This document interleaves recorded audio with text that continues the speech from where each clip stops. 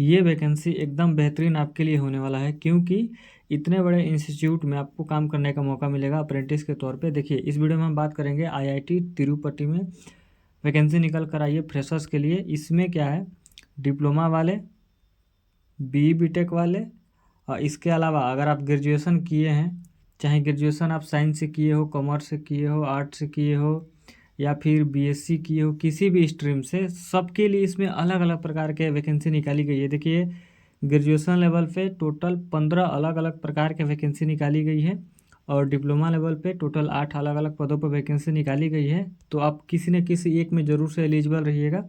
ध्यान से देखिए वीडियो को, सारा चीज़ मैं आपको बताता हूँ। आईआईटी तिरुपति में वैकेंसी निकाली गई। देखिए इंडियन इंस्टीट्यूट ऑफ टेक्नोलॉजी, काफ़ी बड़ी ऑर्गेनाइजेशन में काम करने का मौका मिलेगा। और ये जो निकाली गई है वैकेंसी, वो अप्रेंटिस के तौर पर निकाली गई है, जिसमें 2 प्रकार के पोस्ट होने वाला है। एक ग्रेजुएट अप्रेंटिस, जिसमें बीई बीटेक और ग्रेजुएशन के स्टूडेंट अप्लाई करेंगे, और दूसरा है डिप्लोमा अप्रेंटिस, जिसमें सिर्फ डिप्लोमा वाले अप्लाई करेंगे। ब्रांचेज काफ़ी सारे दिए गए हैं, और देखिए इसमें टोटल 40 पोस्ट है, ज़्यादा नहीं है, लेकिन काफ़ी इसका इजी प्रोसेस है सिलेक्शन प्रोसेस। देखिएगा ध्यान से, ग्रेजुएट अप्रेंटिस के लिए टोटल 26 पोस्ट और डिप्लोमा के लिए टोटल 14 पोस्ट है। पासिंग ईयर 2022, 23, 24, 25, इवन अगर आप 2026 में पास आउट होने वाले हैं तो भी आप इसके लिए एलिजिबल है। आपको कहीं जाने की ज़रूरत नहीं है, सिर्फ इंटरव्यू बेस पे आपका सिलेक्शन होने वाला है, और 1 साल का इसमें आपका ट्रेनिंग पीरियड रहेगा। आईआईटी तिरुपति, जो कि आंध्र प्रदेश में, उसकी वैकेंसी निकाली गई है। यहाँ पे इसके बारे में कुछ दिया गया है डिटेल, वो आप इसको पढ़ सकते हैं। अब मैं आपको वैकेंसी के बारे में बता देता हूँ। ग्रेजुएट अप्रेंटिस पे कौन कौन सा वैकेंसी निकाली गई, टोटल 15, और किस में कितनी पोस्ट है। देखिए सबसे पहले बात करें ग्रेजुएट अप्रेंटिस में, तो पहले आपको एडमिनिस्ट्रेशन का पोस्ट देखने के लिए मिलेगा, जिसमें 4 वैकेंसी निकाली गई है। सेंट्रल लाइब्रेरी में 1 वैकेंसी निकाली गई है। सेंटर ऑफ एक्सीलेंस में 2 वैकेंसी, सेंट्रल वर्कशॉप में 1, केमिकल इंजीनियरिंग में 1, केमिस्ट्री में 1, सिविल एंड इन्वायरमेंटल इंजीनियरिंग में 1 पोस्ट है। कंप्यूटर सेंटर में 3 post, computer science and engineering में 2 पोस्ट। बहुत प्रकार का वैकेंसी है।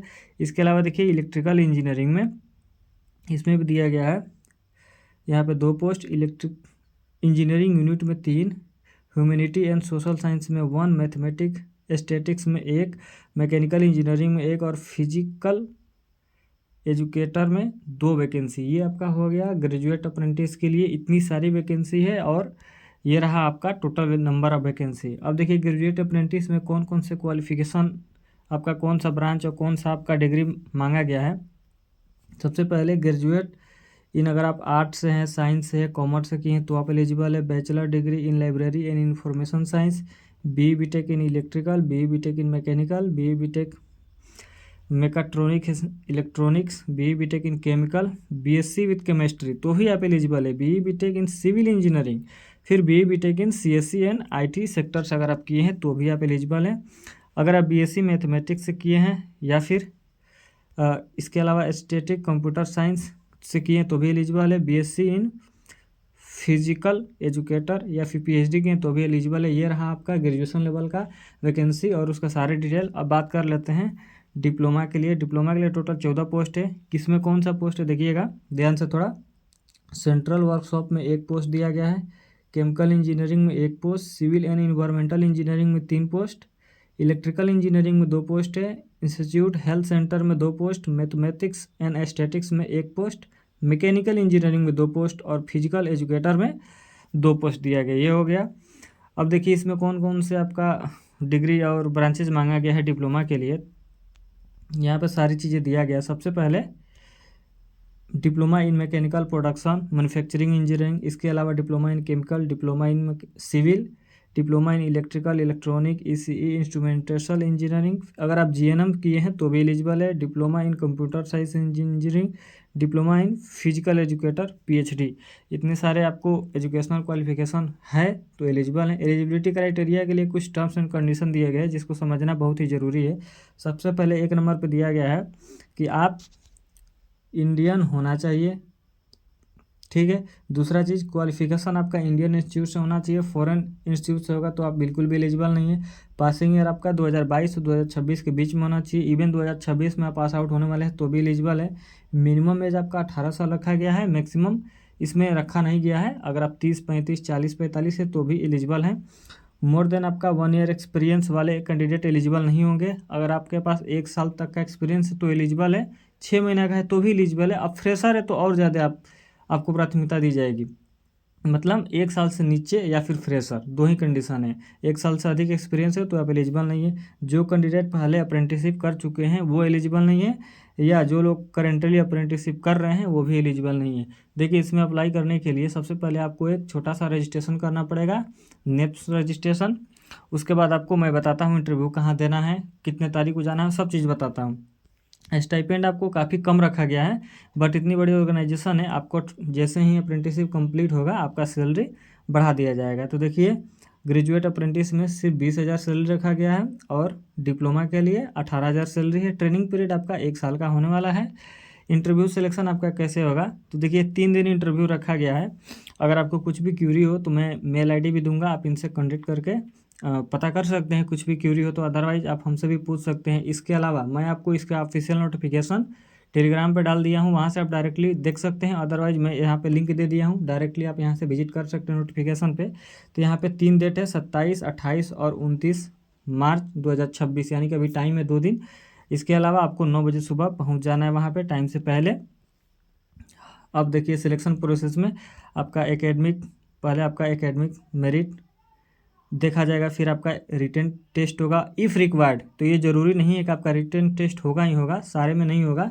अगर ज़रूरत पड़ी तो आपका रिटन टेस्ट भी होगा। इसके बाद से पर्सनल इंटरव्यू होगा। फिर अगर आप सिलेक्ट हो जाते हैं तब आपका डॉक्यूमेंट वेरिफिकेशन होगा। अगर आप सिलेक्ट हो जाते हैं तो कौन कौन से आपको डॉक्यूमेंट्स चाहिए वो भी यहाँ पर सारे लिस्ट दिया गया है। बिल्कुल आप देख सकते हैं। 10th का मार्कशीट तो चाहिए ही चाहिए। अगर आप ग्रेजुएशन किए हैं या फिर डिप्लोमा किए हैं तो सारे सेमेस्टर का रिजल्ट आपको चाहिए, मार्कशीट चाहिए, डिग्री या प्रोविजनल या फिर डिप्लोमा सर्टिफिकेट, फिर category certificate, PWD certificate if applicable, EWS, अगर आप EWS से हैं तो वो भी सर्टिफिकेट लगेगा। Any government photo ID proof, जैसे आपका आधार कार्ड हो गया, पैन कार्ड हो गया, इसमें से कोई एक लगेगा।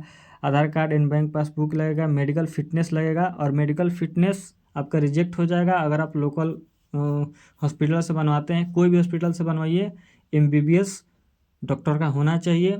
सदर अस्पताल से बनवाइए, वो काफ़ी बेहतर रहता है, वो रिजेक्ट नहीं होता है। इसके अलावा 2 आपका पासपोर्ट साइज़ का फ़ोटो लगेगा। इसके अलावा एक्सपीरियंस सर्टिफिकेट, अगर आप 1 साल तक या फिर 6 महीने का कहीं काम किए है, एक्सपीरियंस सर्टिफिकेट है तो वो भी आपको लगेगा। फिर police verification certificate at the time of joining के टाइम पे आपका पुलिस वेरिफिकेशन सर्टिफिकेट लगेगा।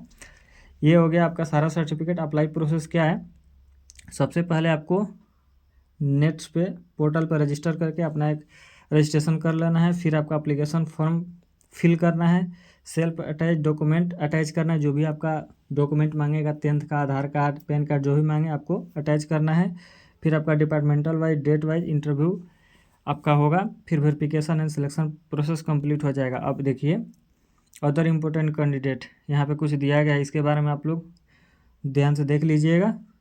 इसमें क्या क्या दिया गया है एक एक करके देख लेते हैं। सबसे पहले दिया गया है no TA&DA will be paid. आपको TA-DA कुछ भी नहीं मिलेगा। हॉस्टल में भी provided on payment basis subject on, इसमें आपको हॉस्टल प्रोवाइड किया जा सकता है, बट उसके लिए आपको सब्सिडीज़ में आपका रुपया देना पड़ेगा। ट्रांसपोर्टेशन में not be provide during training के टाइम पे आपको कोई भी ट्रांसपोर्ट आने जाने के लिए बस की सुविधा नहीं दी जाएगी, सिर्फ ट्रेनिंग के टाइम पे।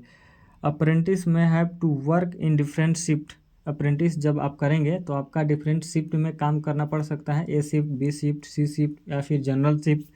इसके अलावा अप्रेंटिसशिप कंप्लीट होने के बाद जॉब गारंटी नहीं है। मतलब आपका 1 साल कंप्लीट होने के बाद ये गारंटी नहीं दिया जा रहा है कि आपको परमानेंट फिर आगे रखा जाएगा। आपको रखा भी जा सकता है और आपका कंप्लीट करके घर भी भेजा जा सकता है। इस बात का आप लोग ध्यान रखिएगा। और IIT तिरुपति एनवायरनमेंट और सिलेक्टेड प्रोसेस विदाउट कैंसिल कर सकता है। आप इसे कैंसिल भी कर सकते हैं अप्लाई करने से पहले। यहाँ पे देखिए, कुछ इंपॉर्टेंट्स चीज़ आपको बताना ज़रूरी है। यहाँ से आप रजिस्ट्रेशन कर लीजिए नेट्स पे। यहाँ से आप नोटिफिकेशन देखना चाहते हैं, पूरा 7-8 पेज का नोटिफिकेशन यहाँ से आप देख सकते हैं। यहाँ पे ईमेल नंबर भी दिया गया है, इनसे आप कुछ भी क्वेरी हो तो आप इनसे बात कर सकते हैं। अदरवाइज़ हमारा सोशल मीडिया चैनल है, यहाँ से आप ज्वाइन हो सकते हैं। कुछ यहाँ पे नोट और वार्निंग दिया गया है, इसे पढ़ लीजिए आप लोग। कुछ आपका क्वेश्चन वगैरह होगा वो मैं पहले यहाँ पे देख कर और उसका आंसर भी यहाँ पे लिख दिया हूँ। इसी तरह का अपडेट पाने के लिए सबसे पहले हमारे चैनल को सब्सक्राइब कर रखिएगा दोस्तों। हमारे टेलीग्राम और व्हाट्सएप ग्रुप से जरूर से ज्वाइन हो जाइएगा।